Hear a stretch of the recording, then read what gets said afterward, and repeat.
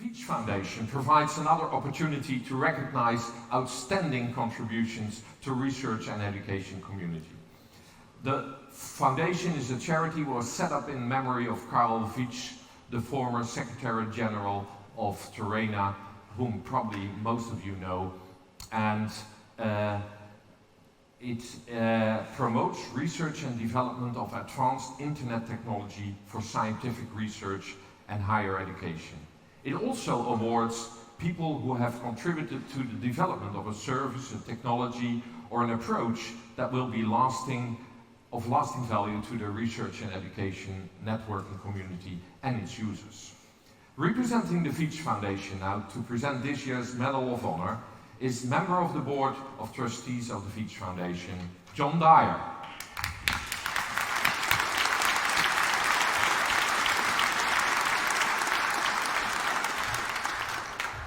Thanks for that. Thanks, Eric. Thanks to Christian. And thank you for the whole community, the GARR community. I mean, I've been a member of the GARR community, well, the research and education community, since the mid-1980s. I know I look like it, but it's been a while. Back in those days, things were very different. The backbone network of Janet, for instance, was running at 64 kilobits per second. Can you believe that? The email wasn't much better. So, fortunately for us, there were some smart people, some colleagues, who thought they might come together and work on a globally interworking set of email systems. And our recipient, I'm happy to say, was one of those people. If you look for their name in the IETF repository of RFCs, you will see this person's name many times, specifically with something that amused me quite a much. It was multimedia body parts. Sounds quite sinister, but I'll come back to the body parts later, okay? This person rose to be a senior manager in the NREN. They also stood as chair of the Terena Technical Committee for many years, and as such was the vice president technical for Terena. Now, during that time, they were very dedicated to inclusivity and spreading the community, including more people from places like the arts and humanities. They were instrumental, now that's a good word, instrumental, they play the piano actually, they were instrumental in promoting the use of LoLa. LoLa is the low latency audio-visual system that's used to enable collaboration from remote parts of the world. So, the performing arts, that's where the body parts comes back. Multimedia body parts, performing arts, sorry about that. So, without more ado, I would like to announce the winner, the recipient of the 2019 Vietsch Foundation Medal of Honor for all those things, a very deserving person. It's Claudio Allocchio from GARR.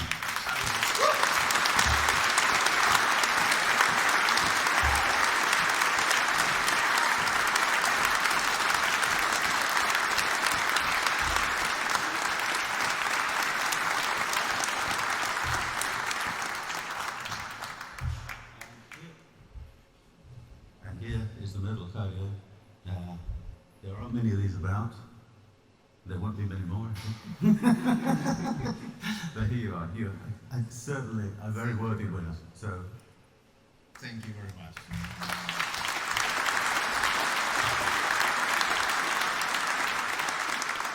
So, thank you to all of you, and thank to all of thought of me. And remember that things don't happen because some miracle by the heaven happens, but happens because some people have ideas and share them and put them together. And I think that to get the Karl Vietsch medal is probably the most important award I could ever dream to have. Also because, as John said, I had the honor to work with Karl for many, many years. And as a few of you may recognize, this is a rare tie. Rare was the grandmother of the Art Association, then it came Terena, then the Art Association. And this is a tie which Karl was wearing, not exactly this one, an identical one, was wearing at any official occasion that he was going to wear. He was, or even when he got the Dutch Medal of Honor from the Dutch government, the Queen, he had this tie on. So I decided, well, it fits with the jacket, but it's also an important piece to bring together. So thank for this. Well, I remember many years ago when John mentioned about the email problem. I was having a big problem. I was in Geneva at CERN, of course, and my big problem at that time was to convene for the coffee break my friends. I had to dial a very large number of telephone numbers with a rotary phone, and I had no idea where they were. They might be in any building around the laboratory, but I knew they were all sitting in front of a computer terminal, not a screen. And so I thought, well, there must be a way that I send a message and everybody get it and they all come together to the canteen for a coffee. So I put together a group of coffee addicts. And we implemented a very rough global messaging system. Then we thought we might exploit it to the all over the world, so we get other people from the other continents. And in the end, we invented the global email system. It was even the time when we invented the Gmail name. It was completely different, but Gmail was invented by us as a name. So many of the inventions that were done later on at the IETF were also done in coffee breaks or beer breaks. You don't know how many RFCs have been drafted on a napkin in front of a beer or a coffee. Because that's the way it works. People think, relax, and get ideas and collaborate. So when many years ago, and many years later, I was faced by another big challenge, which was what brought to the invention of Lola. It was another coffee break at the Italian National Conference, and a group of musicians told me, you must make the distance disappear with a click of a mouse. And I said, nonsense, but it's a big challenge. So we might try to do it again. And we tried, and 5 years later we were on stage, and that was true. And now Lola is being used all over the world. I mean, I'm pretty sure this morning somebody's using it to do something somewhere in the world. And it is not only for music, it's for community collaboration and so on. So again, yet another coffee break which introduced us to an innovation. But what I think is really important is that people should communicate to each other. So that's what I did in the very beginning, is to try to use technology to make people communicate better. It was for a coffee break gathering in the beginning, then it became for multimedia, then it became to really be together and so on, and who knows next. We are experimenting with hologram, maybe we manage, we don't know, somebody will do it. So the most important thing is that we are a community, and a community where there's no providers and customers, there's no data provider and data consumer, we are all the same, we are all peers. And communication is the important part of it, because that's the way we invent new things, communicating to each other, and technology is just a little piece which helps us to do it better, even if I'm here, in the other room, in Japan, wherever it is. So, communicate is the way we invent. Technology should help to invent new things, and new things go back to technology as well in the end. It's a lot of hard work, I can tell you. I had to learn many things I never dreamed to think of. I had to learn how to use a microphone, sennheiser. I had to learn how to stay in front of a podium. I had to learn about psychology and physiology and so on. Never thought about it. It's a lot of fun, but it's a lot of hard work, but do it and enjoy. So thanks again, and thank you all.